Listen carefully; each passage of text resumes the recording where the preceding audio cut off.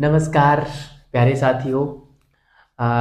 राजस्थान की राजस्थान का इतिहास हम पढ़ रहे थे और उसमें हमने जो पिछली क्लास थी उसमें राजपूतों की उत्पत्ति का जो विदेशी जाति का सिद्धांत था वो हमने पढ़ा। उसमें कर्नल टोड ने क्या कहा, विंसेंट स्मिथ ने क्या कहा और जो है कनिंघम ने क्या कहा, जैक्सन कैंपबेल ने क्या कहा, ये सारे मत हमने देखे और काफ़ी विस्तार से चर्चा भी की।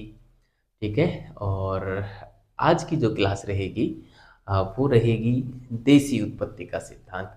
आखिर जो देसी उत्पत्ति का सिद्धांत है उसमें कौन कौन से मत चलते हैं और किस किस विद्वानों ने उन मत को दिया है या प्रतिपादित किया है और उनके समर्थक कौन कौन हैं, ये बात हम करेंगे और काफ़ी डिटेल में पढ़ेंगे विद्यार्थियों। और मैं एक बात बता दूं आपको, राजपूतों की उत्पत्ति से संबंधित सवाल आता है, अधिकतर आता है।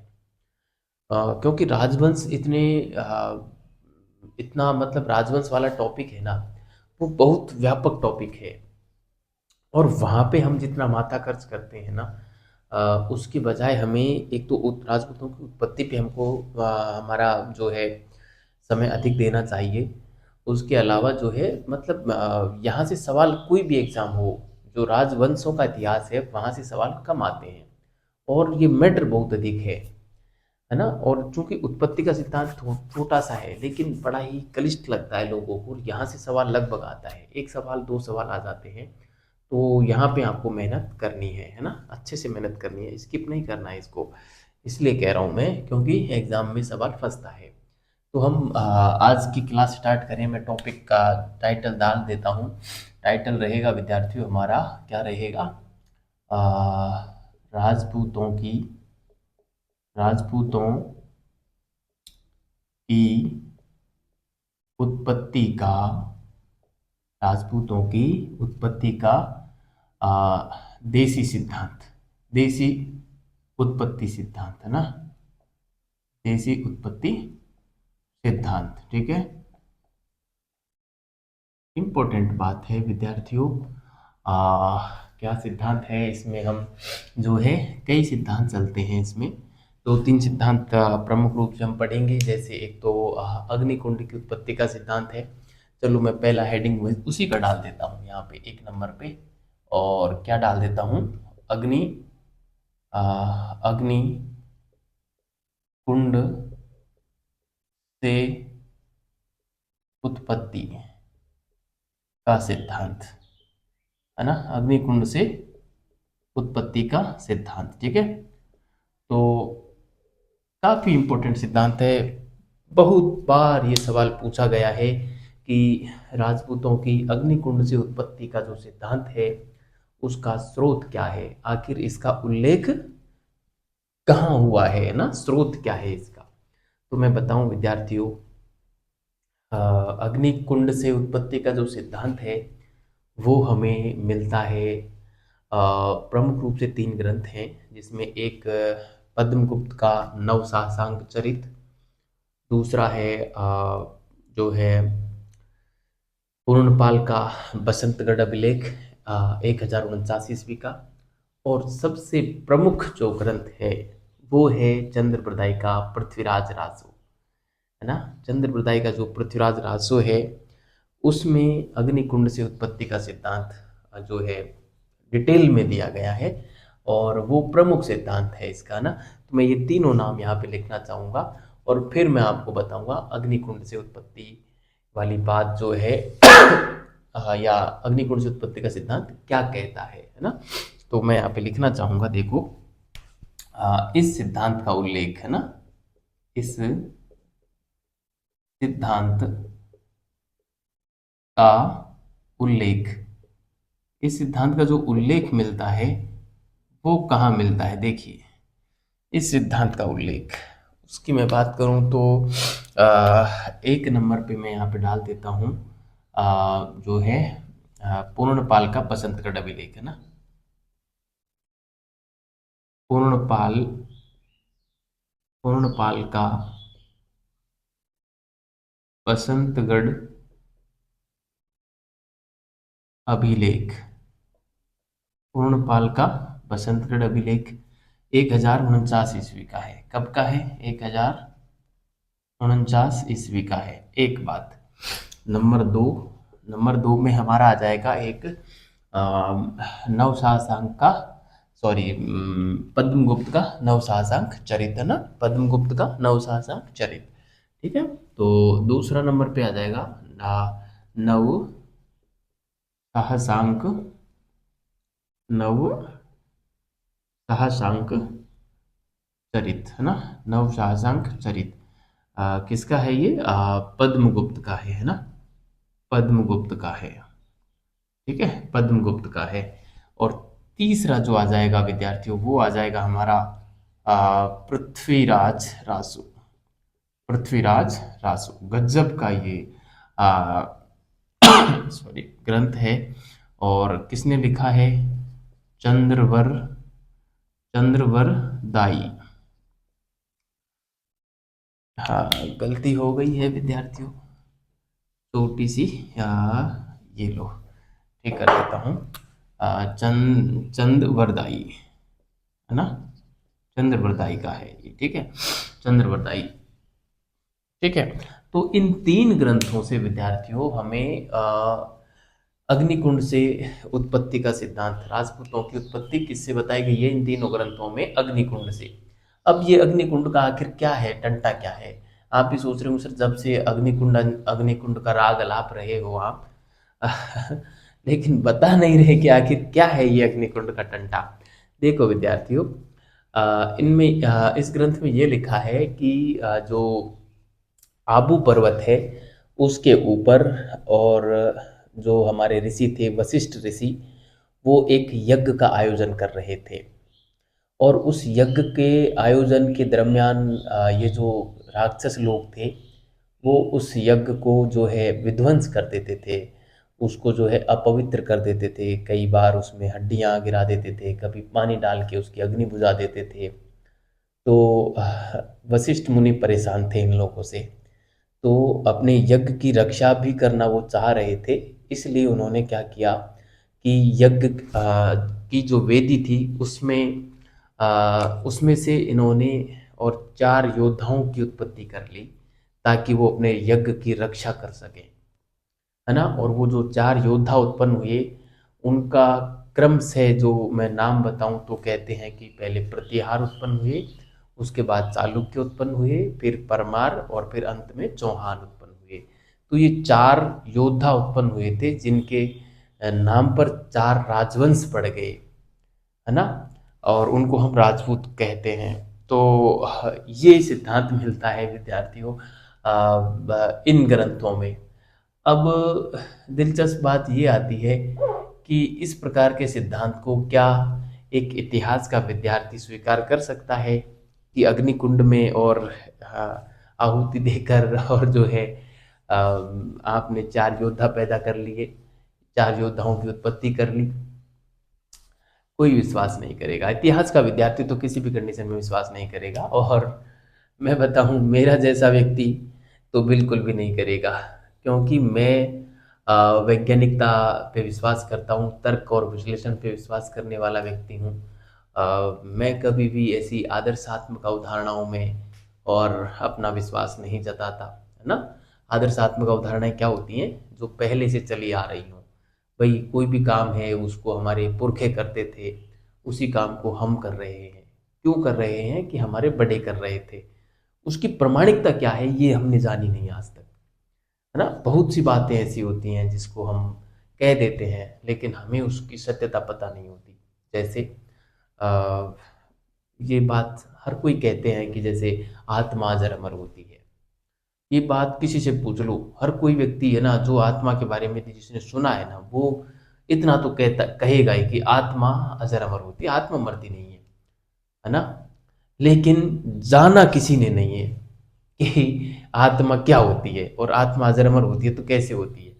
जब आत्मा होती है, कोई चीज हुई है, तो अजर अमर कैसे हो सकती है वो? भाई किसी चीज का यदि जन्म हुआ है तो उसका मरना तय है, और जब किसी चीज का जन्म हुआ ही नहीं तो वो चीज आई कहाँ से?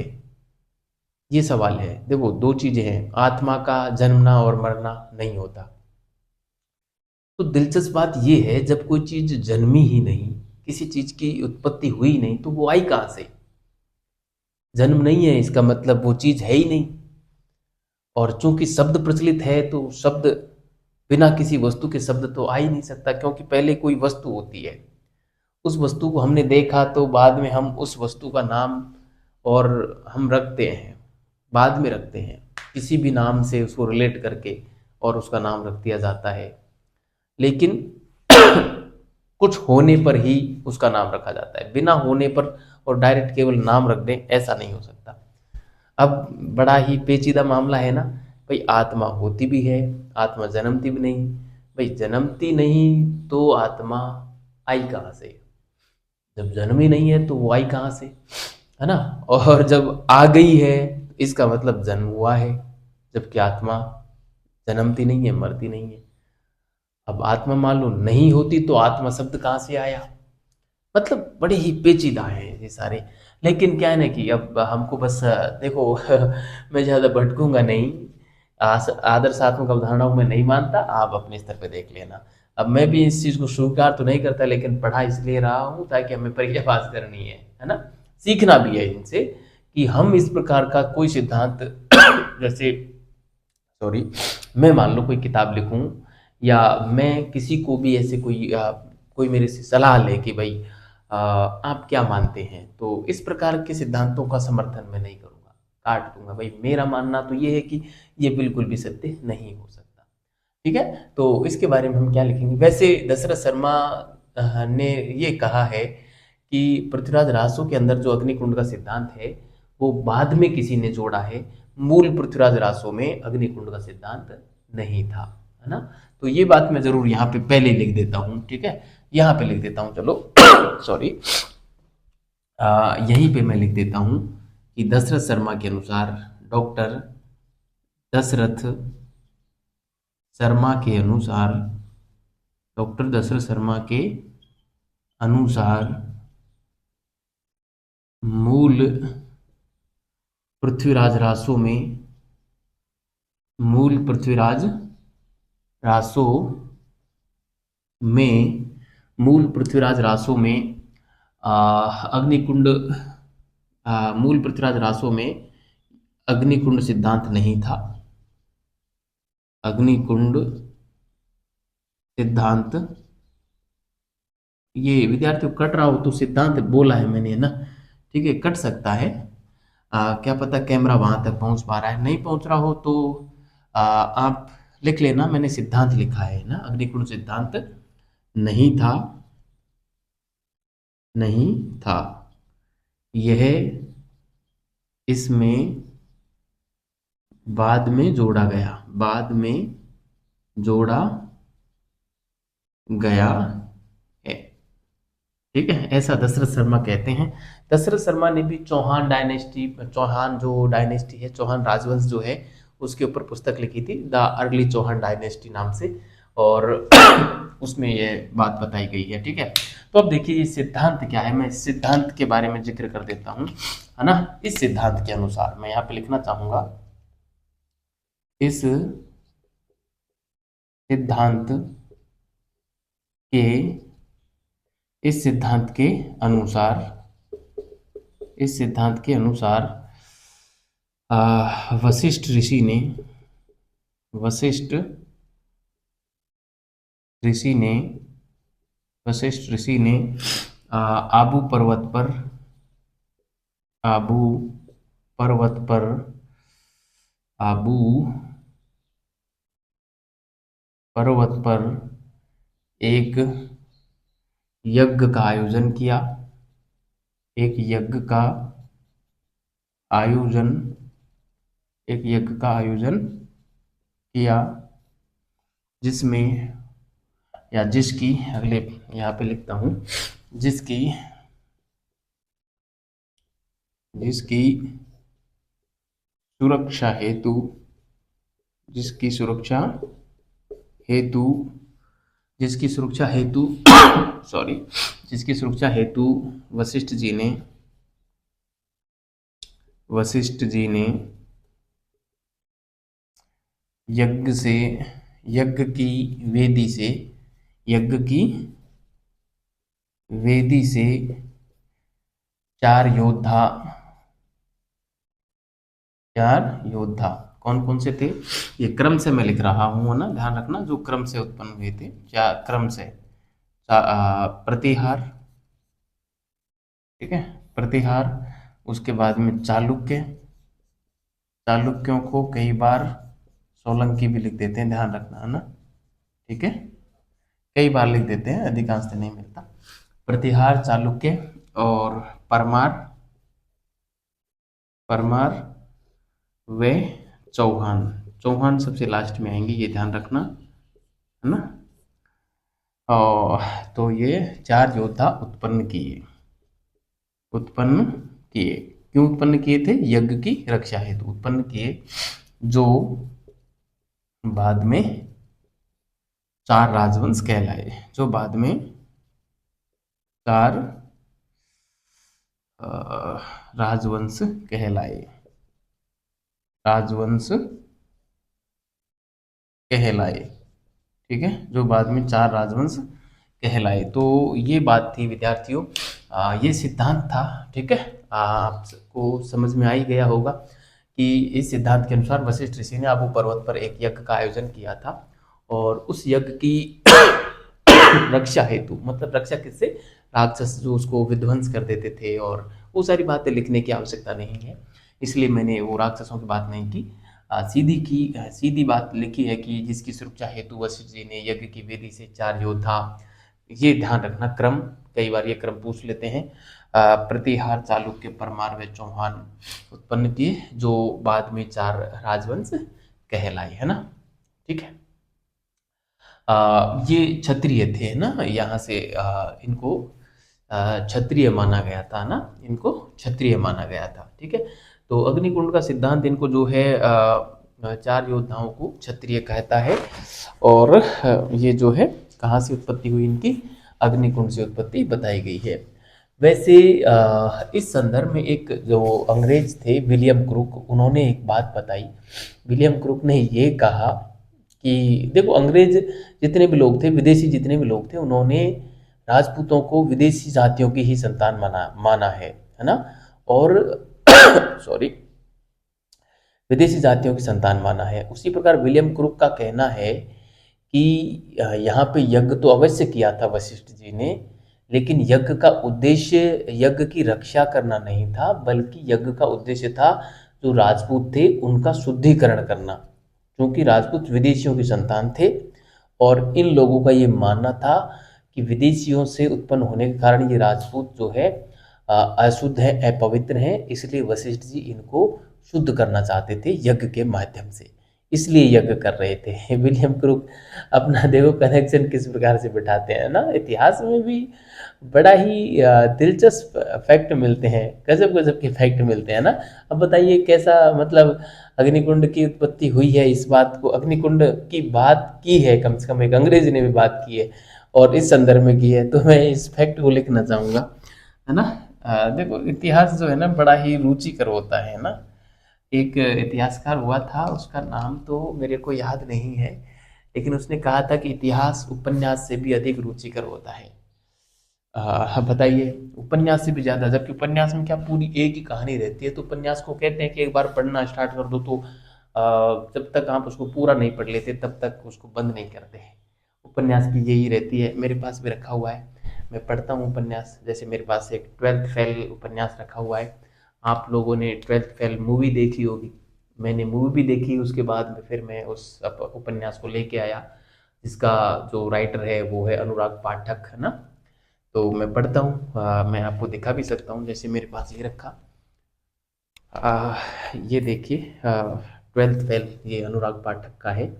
आप पढ़ना इसको, इसको पढ़ने के बाद आपके अंदर एक ताकत आ जाएगी, एक जान आ जाएगी। आप कंपटीशन एग्जाम की तैयारी करते हो ना, तो आपको ये अनुराग पाठक का उपन्यास 12th फेल जरूर पढ़ना चाहिए। फिल्म देखी होगी, लेकिन फिल्म की अपनी एक सीमा है।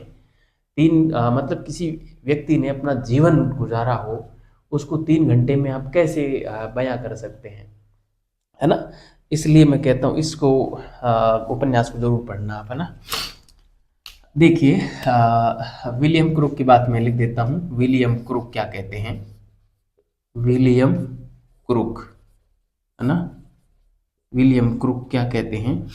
विलियम क्रुक ये कहते हैं कि द्वारा वशिष्ठ जी द्वारा यज्ञ वशिष्ठ जी द्वारा यज्ञ राजपूतों की राजपूतों की सॉरी, या मैं कहूँ राजपूतों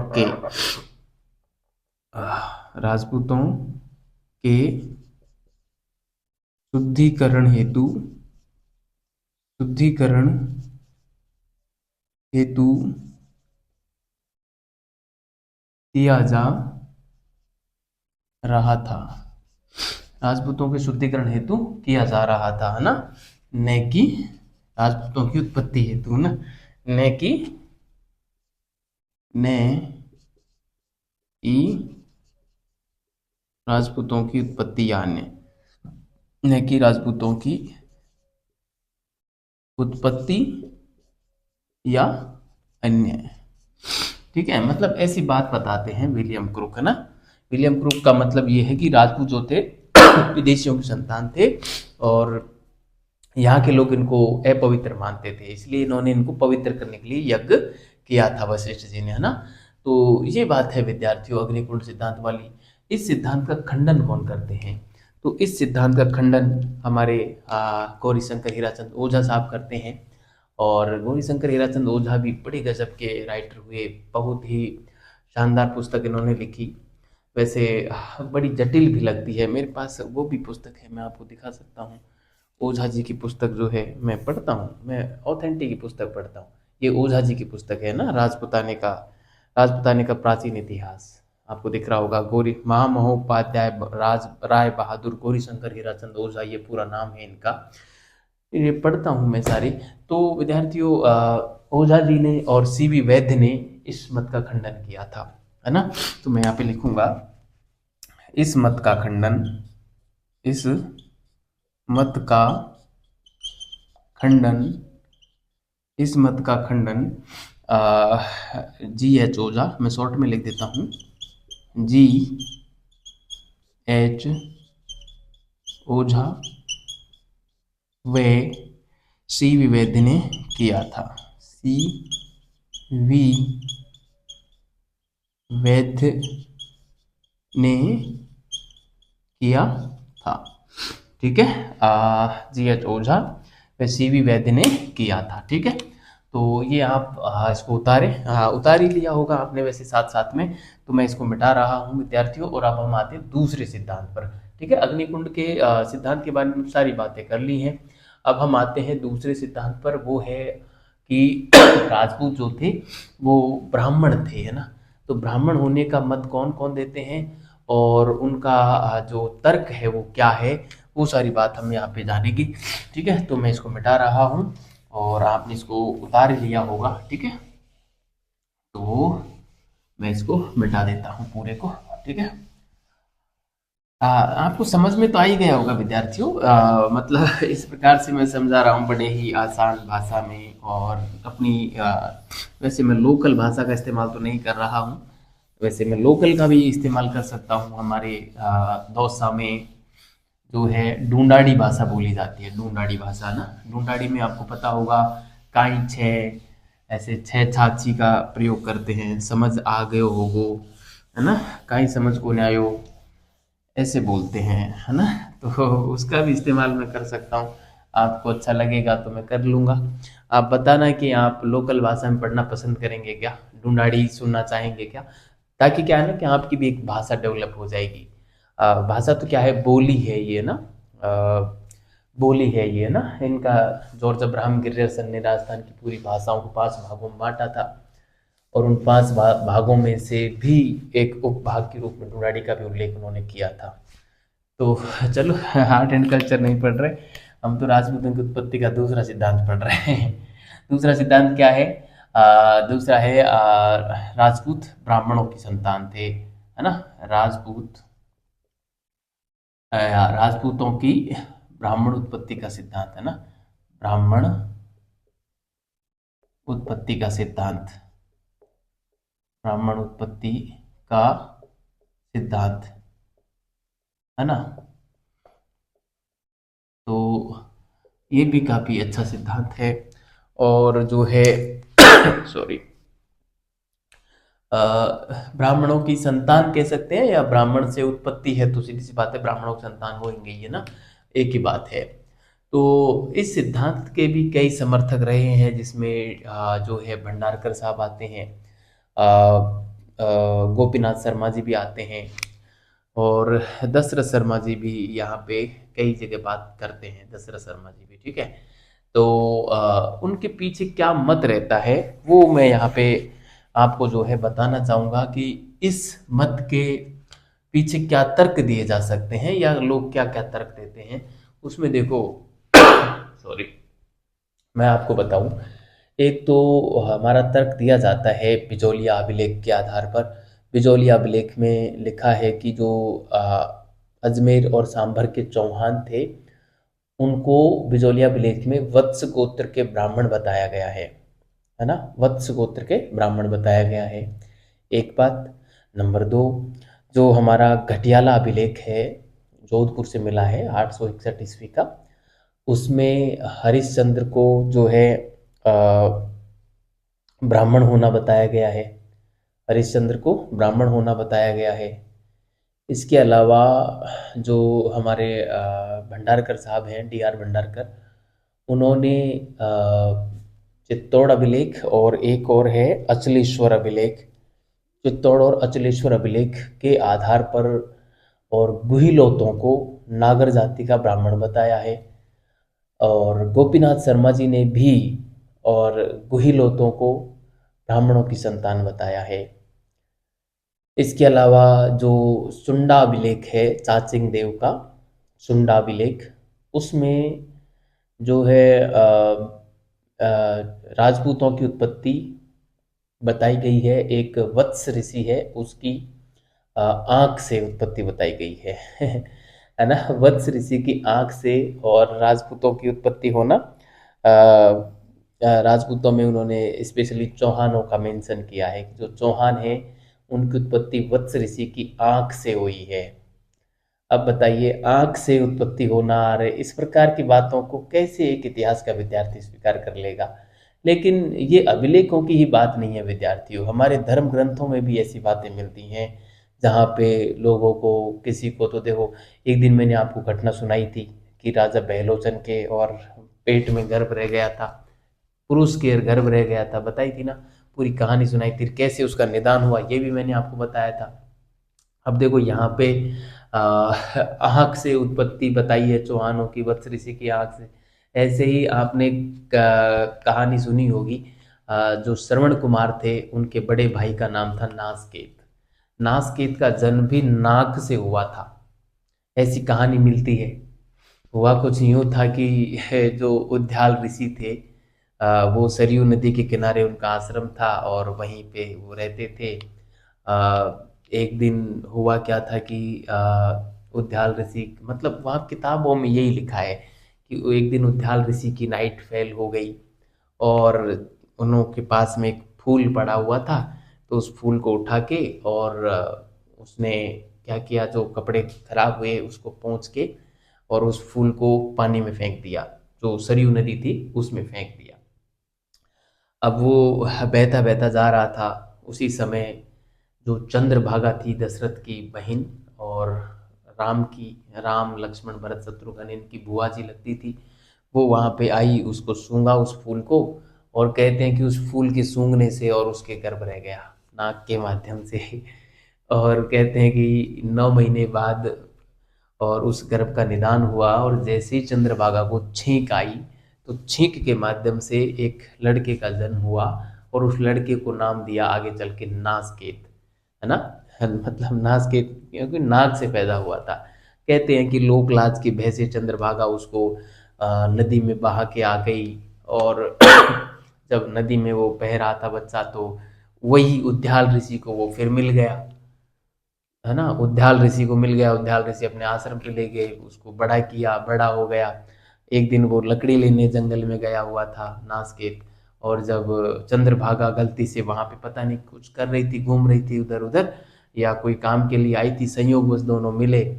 तो कहते हैं कि चंद्रभागा के अपने आंचलों में और अपने बच्चे को देखकर और दूध स्वतः निकल आया, जो नासकित उसके सामने आया। तो वो चंद्रभागा तुरंत समझ गई कि मेरी आंचलों में दूध आया है किसी बच्चे को देखकर, तो संभवतः ये मेरा पुत्र ही है। तो चंद्रभागा ने उससे पूछा कि भाई तो मतलब कौन है बेटा, तेरी मम्मी का नाम क्या है और पिताजी का नाम क्या है। तो उसने कहा कि ना मुझे मेरी मम्मी का पता है, ना मेरे पापा का नाम पता है। मुझे तो मम्मी पापा या किसी ने जो है नदी में बहा दिया था, और मैं बहता बहता कहीं जा रहा था, तो वो एक ऋषि थे, उद्याल ऋषि, उनको मैं मिल गया और उन्होंने मुझे बड़ा किया है। मैं तो आश्रम पे रहता हूँ, और वो ऋषि का नाम उन्होंने बताया। तो इस प्रकार से वो चंद्रभागा वहाँ गई, ऋषि से बात की, वो सारी कहानी है आगे। फिर उनकी शादी हो जाती है, मतलब नासकेत उनकी शादी करवा देते हैं उद्याल ऋषि के साथ चंद्रभागा की। और बाद में उनसे फिर श्रवण कुमार का जन्म होता है, फिर वो अंधे हो जाते हैं, फिर श्रवण कुमार उनको कंधे पर रख के पूरी यात्रा करवाते हैं, जिसकी वजह से श्रवण कुमार जाने जाते हैं। इस प्रकार की कहानी मिलती है। ठीक है, तो खैर टॉपिक से भटक गए थे थोड़ा, हम वापस आते हैं। तो मैंने मतलब वत्स ऋषि की आंख से और चौहानों की उत्पत्ति की बात जो है चाचिंग देव का सुंडाभिलेख भी करता है। इसके अलावा जो अवंती सुंदरी जो राजशेखर की कन्या थी, चौहान राजकुमारी अवंती सुंदरी, उसका विवाह एक ब्राह्मण लड़के चंद्रशेखर से, सॉरी, राजशेखर से हुआ था।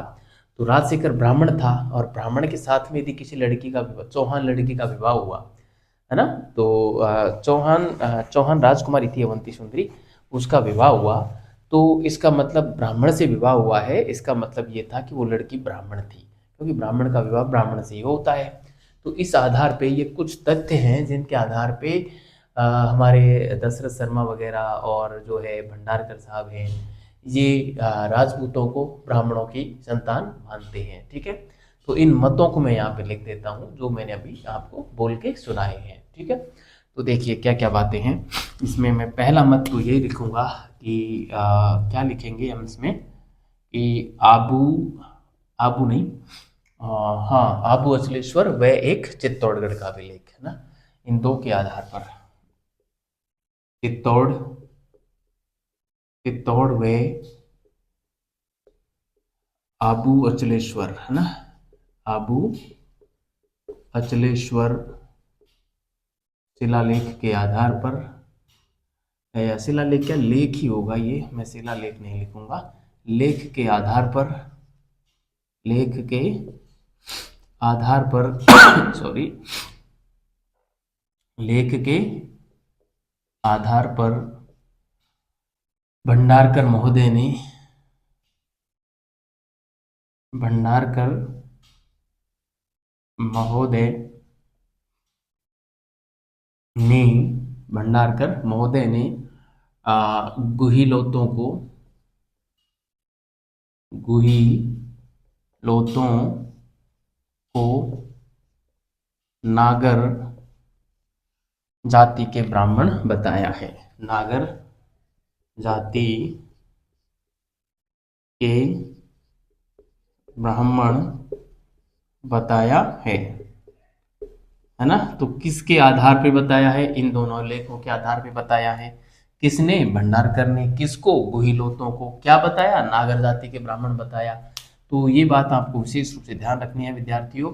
ठीक है, एक एक चीज ध्यान रखनी है, जैसे भंडारकर का नाम आ गया, इसको ध्यान रखना है, गुहिलोतों को कहा है और क्या कहा है, नागर जाति के ब्राह्मण कहा है ना, नागर जाति के ब्राह्मण कहा है, किसके आधार पे, चित्तौड़ अभिलेख व जो है आबू अचलेश्वर, सॉरी, आबू अचलेश्वर अभिलेख के आधार पे कहा है। तो ये बात है, एक एक फैक्ट ध्यान रखना, यहाँ से सवाल फंसते हैं एग्जाम में, है ना, और बड़े आसान है, लेकिन रट्टू ज्यादा है ना, समझने का मामला थोड़ा कम है।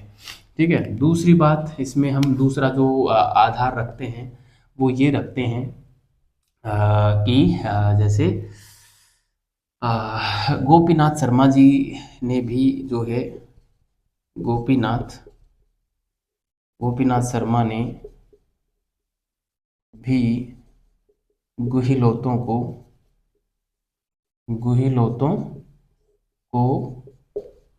ब्राह्मणों की संतान बताया है।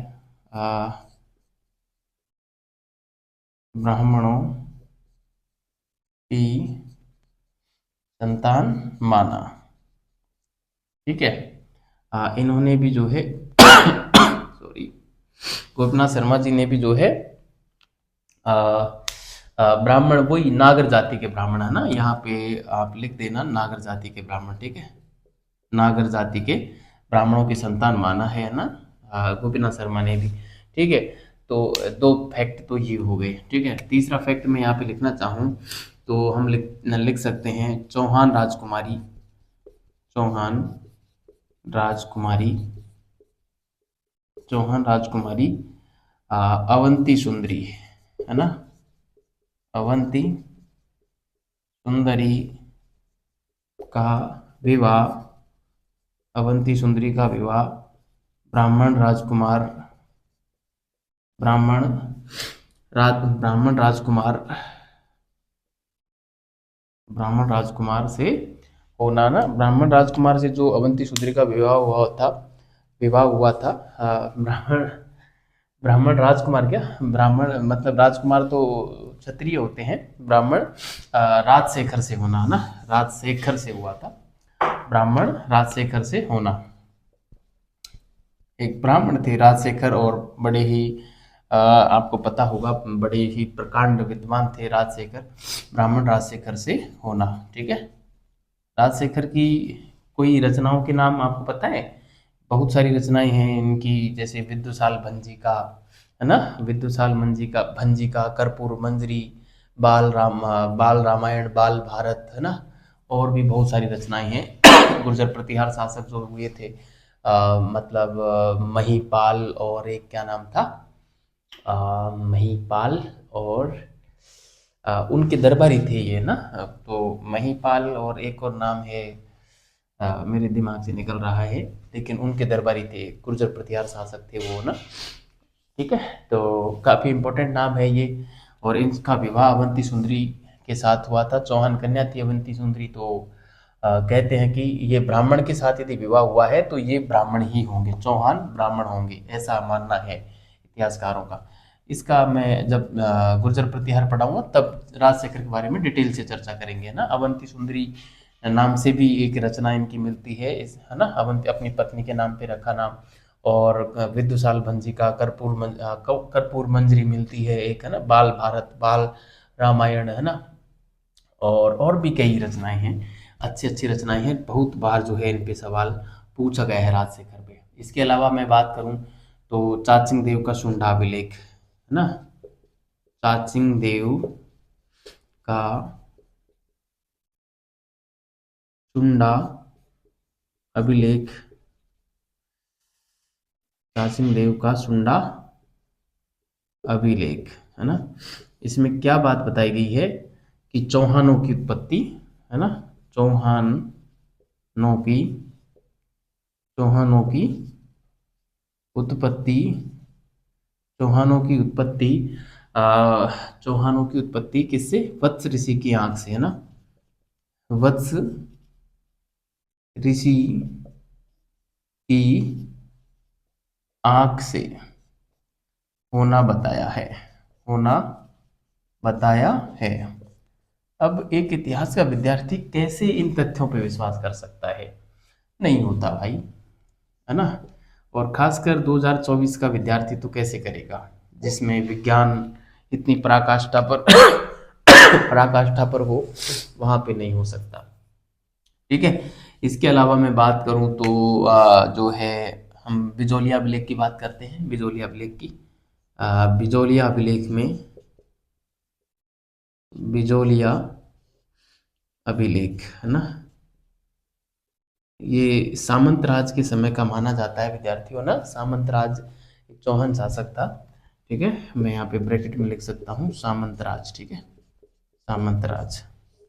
बिजोलिया अभिलेख में चौहानों को, कहाँ के चौहान है ये? अजमेर के, है ना, अजमेर व सांभर के ना, ये गोपीनाथ शर्मा जी लिखते हैं अजमेर व सांभर दोनों का नाम, अजमेर और सांभर।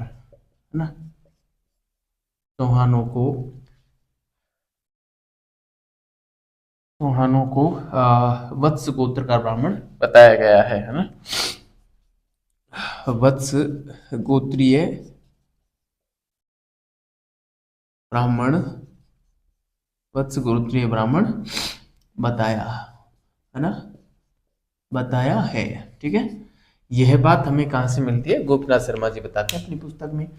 ठीक है, तो ये कई 1 2 3 4 5 फैक्ट हो गए।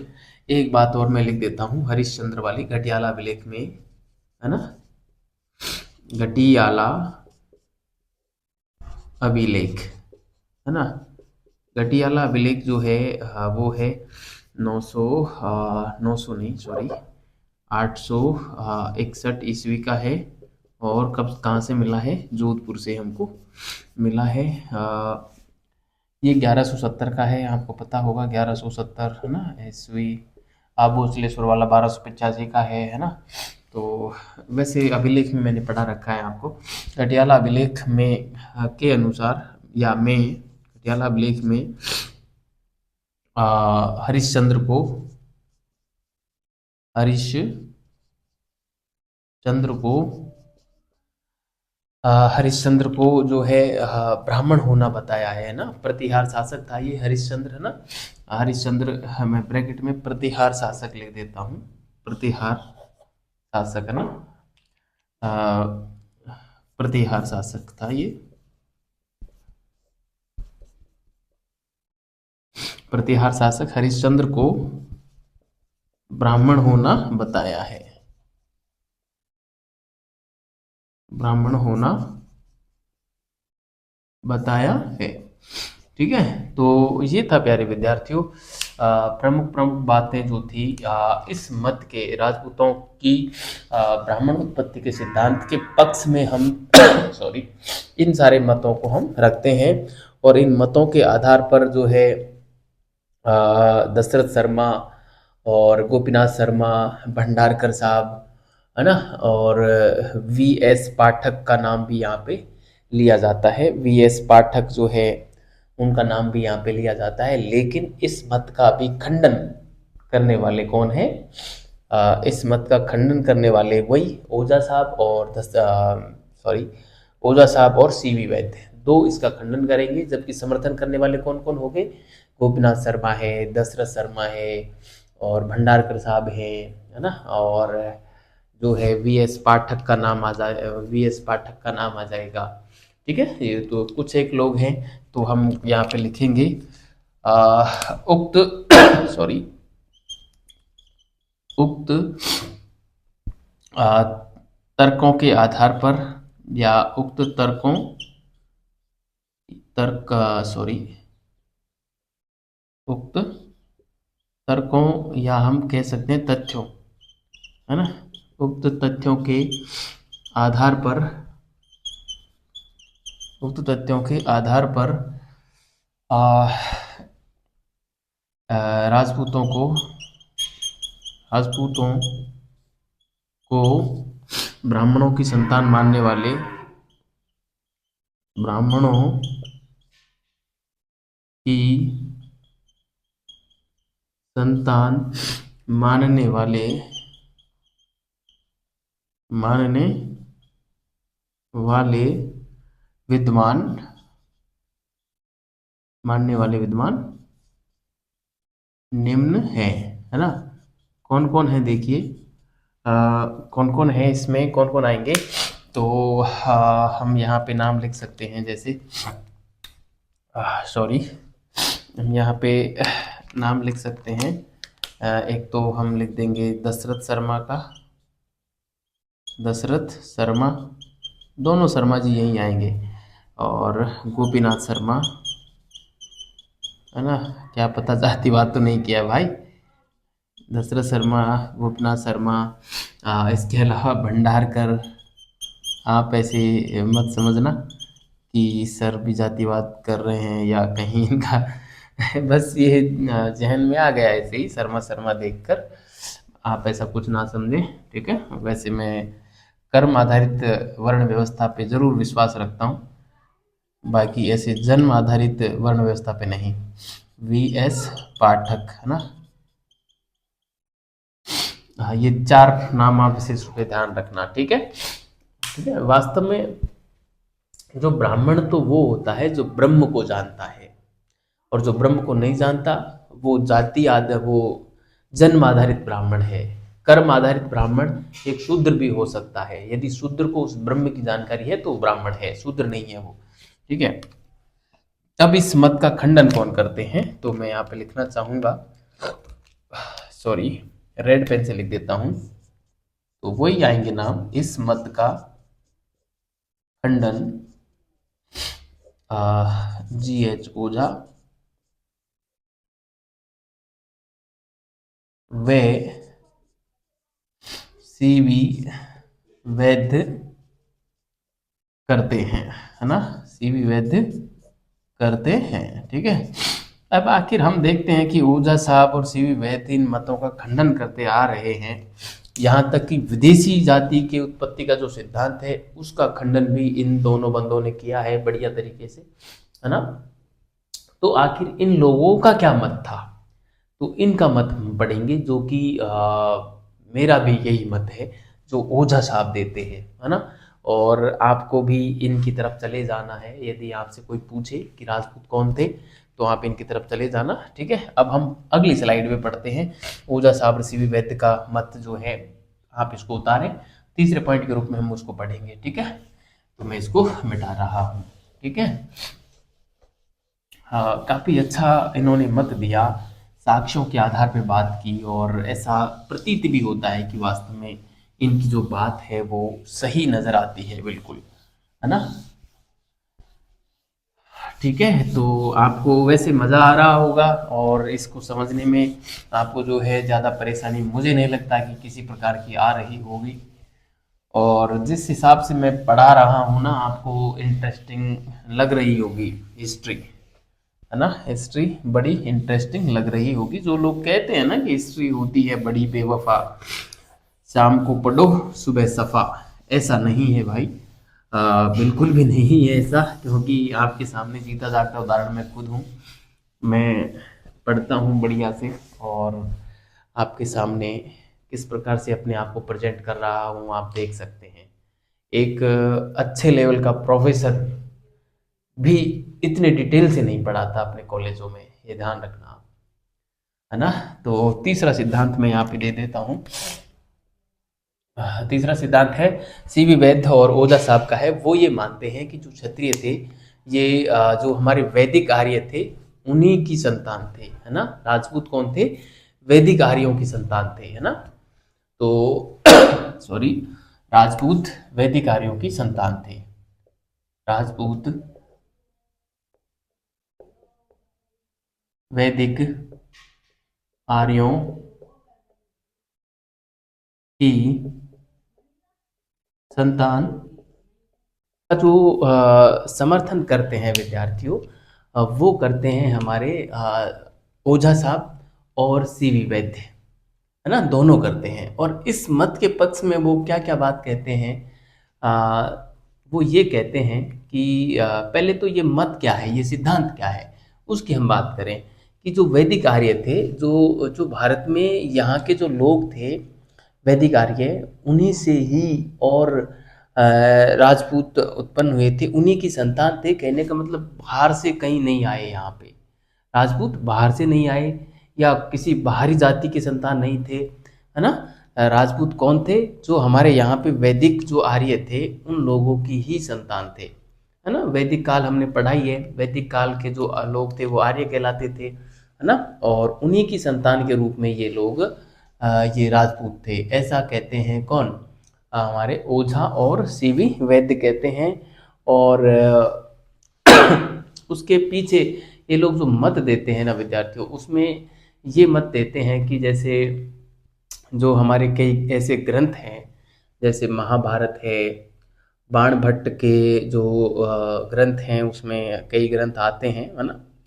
कादम्बरी है, हर्षचरित है ना। इन दोनों ग्रंथों में भी, और एक हमारे कौटिल्य का अर्थशास्त्र है, अश्वघोष के ग्रंथ हैं, इन ग्रंथों में राजपूत शब्द का मिलना या राजपुत्र शब्द का मिलना वो इस बात का द्योतक है कि वो राजकुल से संबंधित था। ये शब्द राजकुल के जो लोग थे उनके लिए राजपूत या राजपुत्र शब्द का प्रयोग किया गया है इन ग्रंथों में।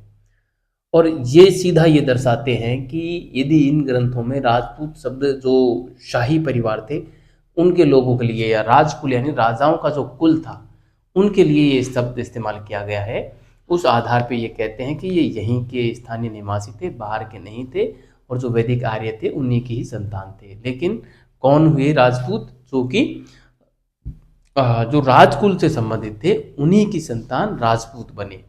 और ये लोग जो है दो प्रकार के राजपूत, दो प्रकार के क्षत्रिय थे। ये राजपूत क्या थे? दो प्रकार के क्षत्रिय थे। कुछ राजपूत तो सूर्यवंशी क्षत्रिय कहलाए और कुछ जो है चंद्रवंशी क्षत्रिय कहलाए। ऐसा इस सिद्धांत में बताया गया है। किसके द्वारा? ओझा व सीवी वैद्य के द्वारा। ठीक है। और उस मत के पक्ष में फिर ये लोग क्या क्या बात रखते हैं? एक तो जो मैंने आपको बताई महाभारत है, बाणभट्ट का जो कादम्बरी हर्षचरित ग्रंथ हैं, और अश्वघोष के ग्रंथ हैं, कौटिल्य का अर्थशास्त्र है, इनमें राजपूत या राजपुत्र शब्द का मिलना। इसके अलावा जैसे महाभारत में लिखा है कि जो लोग अस्त्र शस्त्र चलाते हैं वो राजपूत होते हैं, है ना। तो राजपूत अस्त्र शस्त्र चलाने वाले को कहा है। और चूंकि वैदिक आर्य जो लोग थे वो अस्त्र शस्त्र चलाने में बड़े निपुण थे, युद्ध प्रिय लोग थे, हमने पढ़ा है वहाँ पे, है ना। जबकि हड़प्पा सभ्यतावासी शांति प्रिय लोग थे, वैदिक वैदिक सभ्यता के लोग युद्ध प्रिय लोग थे, युद्ध करते थे। यहाँ तक कि हमें ऋग्वेद में भी कई युद्धों का जिक्र मिलता है, जिसमें प्रसिद्ध दासराग युद्ध की बात हमने पढ़ रखी है अच्छे से, ना। 7वें मंडल में 18, 33 और 83 में श्लोक में मिलती है ना। इसके अलावा जो है मतलब युद्धों की जानकारी मिलती है।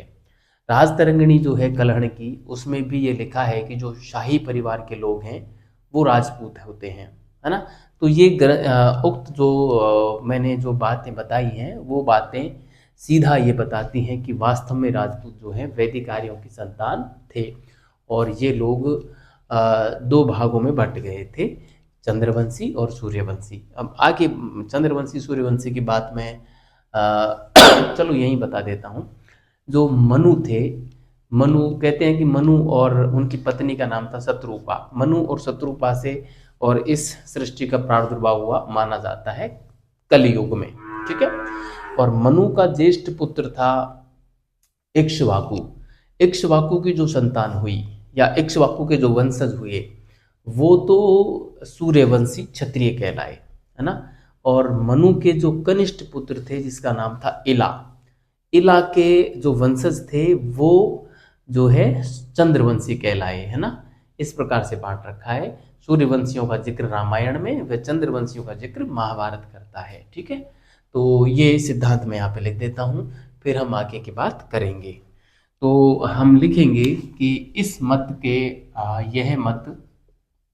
यह मत जी एच ओझा, जी एच ओझा व यह मत जी एच ओझा व सी वी वैद्य, सी वी वैद्य का है, सी वी वैद्य का है या उन्होंने दिया है, इन्होंने दिया है। और जिसके अनुसार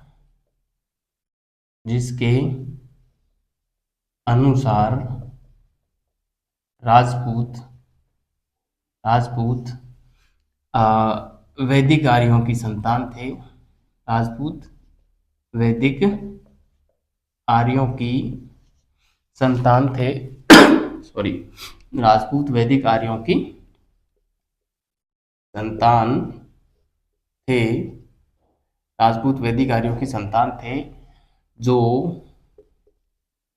जो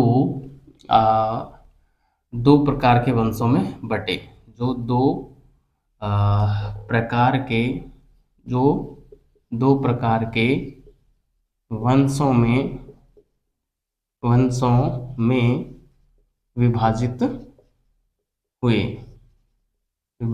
हुए कौन कौन से? सूर्यवंशी व चंद्रवंशी, है ना।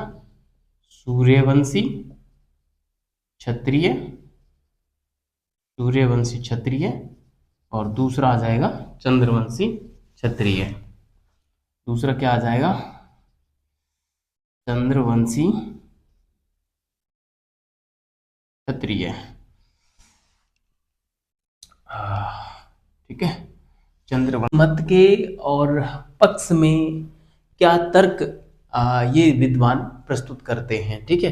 तो वो बात मैं यहाँ पे लिखना चाहूँगा।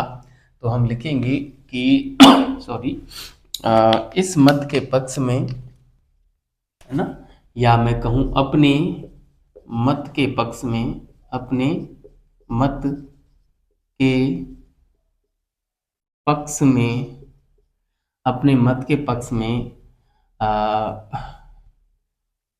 ये विद्वान कौन? ओझा शिवी वैद्य, ये विद्वान निम्नलिखित तर्क प्रस्तुत करते हैं। निम्नलिखित तर्क प्रस्तुत करते हैं।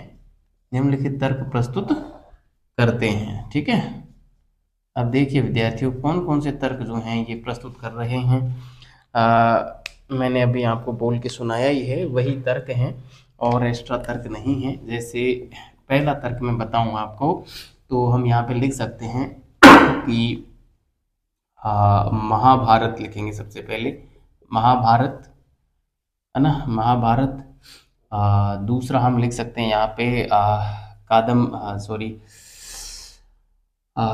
कादम्बरी और हर्षचरित, है ना, कादम्बरी व हर्षचरित, बाणभट्ट का साहित्य, कहने का मतलब, है ना, कादम्बरी व हर्षचरित, बाणभट्ट का साहित्य, है ना, बाणभट्ट कृत, दोनों, है ना, दोनों बाणभट्ट कृत हैं ये, है ना। कौटिल्य कृत अर्थशास्त्र, है ना, कौटिल्य कृत अर्थशास्त्र तथा अश्वघोष, है ना, अश्वघोष के साहित्य में, अश्वघोष के साहित्य में राजपूत या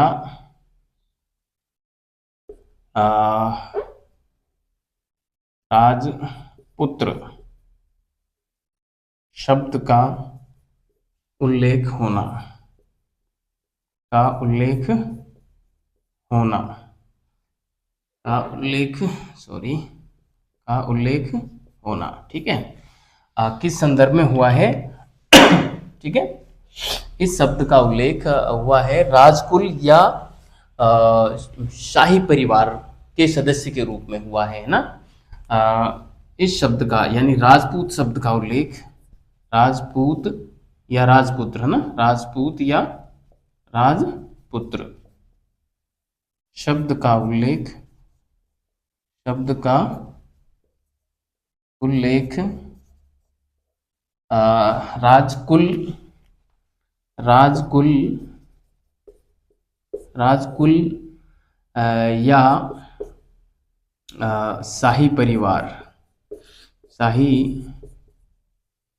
परिवार के सदस्य के रूप में होना, है ना, सदस्य के रूप में होना, है ना। एक बात तो ये देते हैं कि राजपूत शब्द का उल्लेख इन ग्रंथों में मिलता है, इसका मतलब ये है कि प्राचीन ग्रंथ हैं और शाही परिवार के सदस्यों के लिए इसका इस्तेमाल हो रहा है, तो संभव है कि ये वैदिक आर्यों की ही संतान थे, राजाओं के जो पुत्र थे उनके लिए ये शब्द आया है। दूसरा फैक्ट हम लिखते हैं कि महाभारत के अनुसार, महाभारत के अनुसार राजपूत वो होते हैं, राजपूत वो होते हैं, राजपूत वो होते हैं जो अस्त्र शस्त्र चलाते हैं, है ना, अस्त्र शस्त्र चलाते हैं, मतलब अस्त्र शस्त्र चलाने वाले राजपूत होते हैं महाभारत के अनुसार। ठीक है, राजतरंगिणी में क्या लिखा है? कलहणकृत राजतरंगिणी,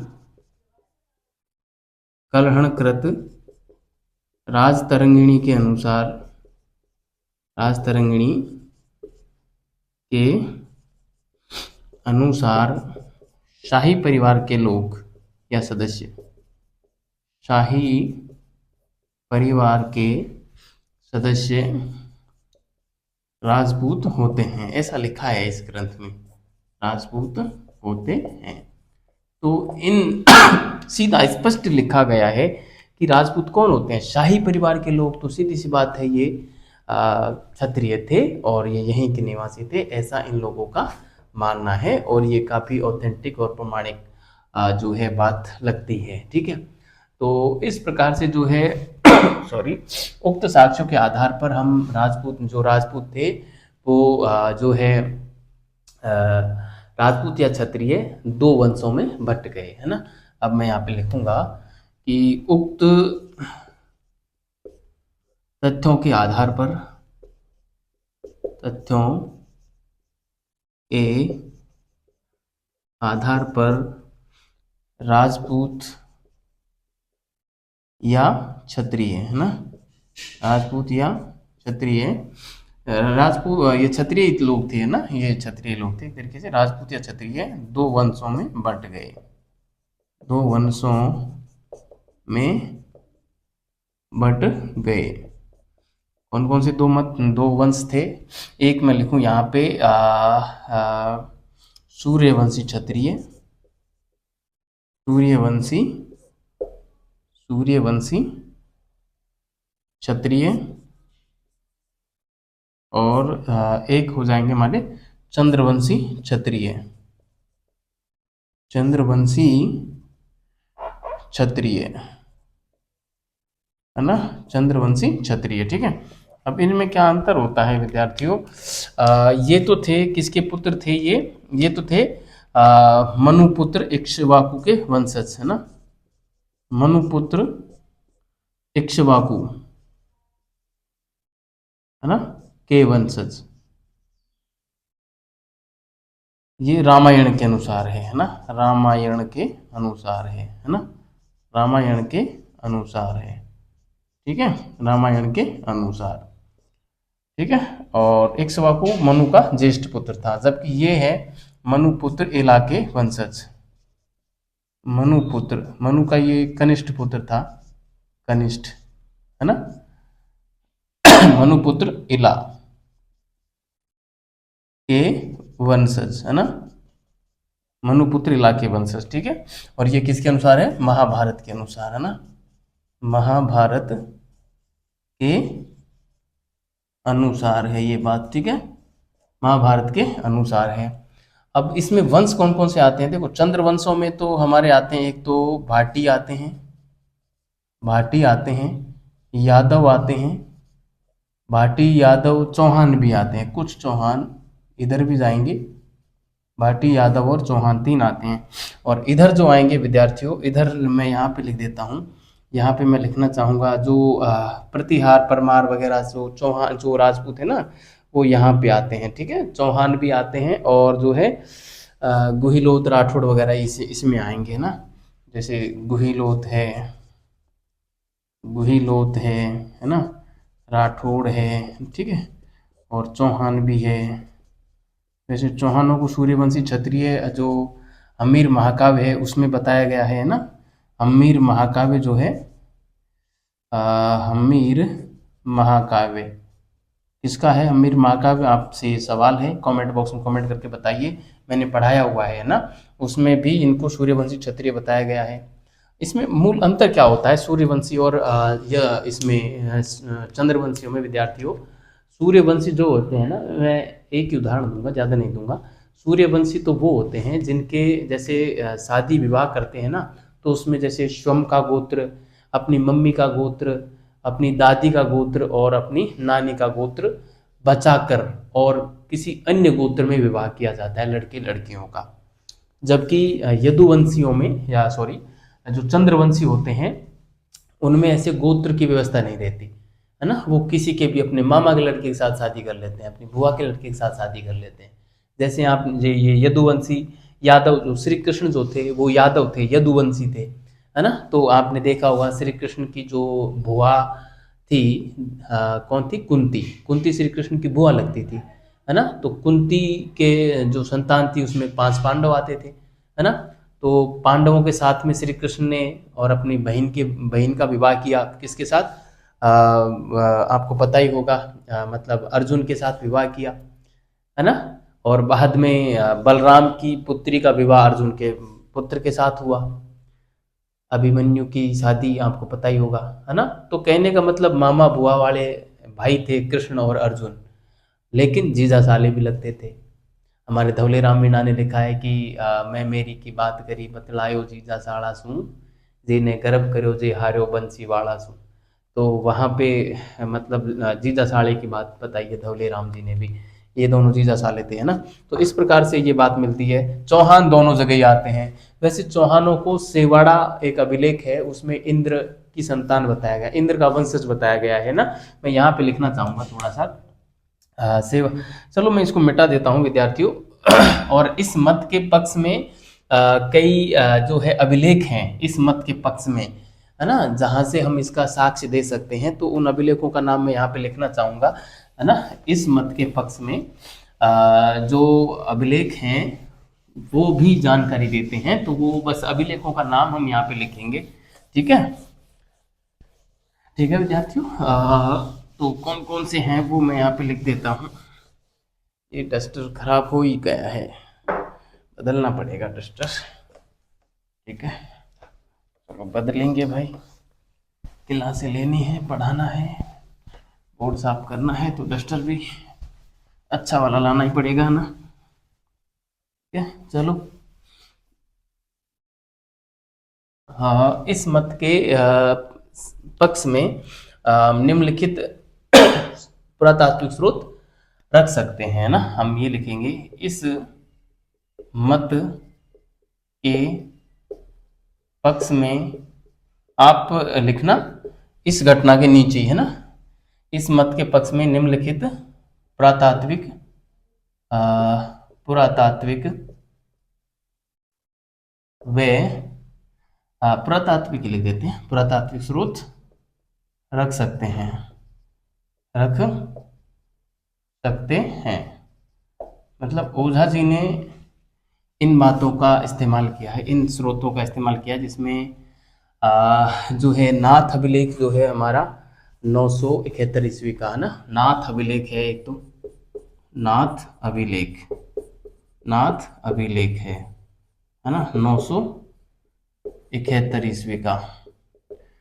दूसरा हम बात करें अरपुर अभिलेख, अरपुर या आटपुर, अरपुर अभिलेख या आटपुर अभिलेख, है ना।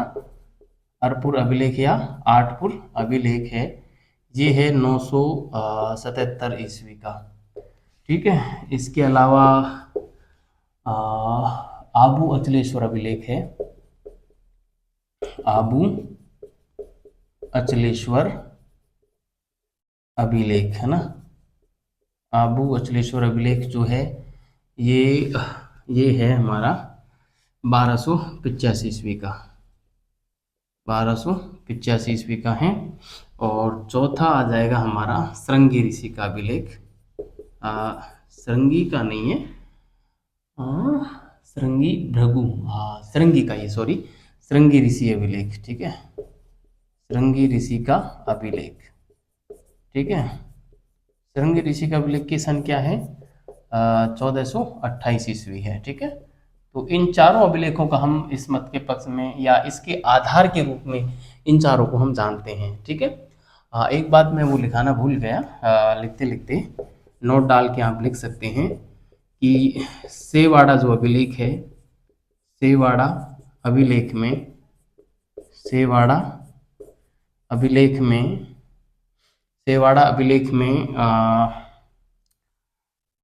चौहानों को, है ना, सेवाड़ा अभिलेख में चौहानों को इंद्र की संतान बताया गया है, इंद्र की संतान